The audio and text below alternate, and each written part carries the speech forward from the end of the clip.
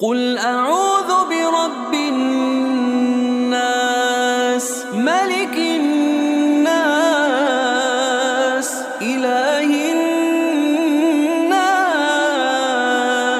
من شر الوسواس الخناس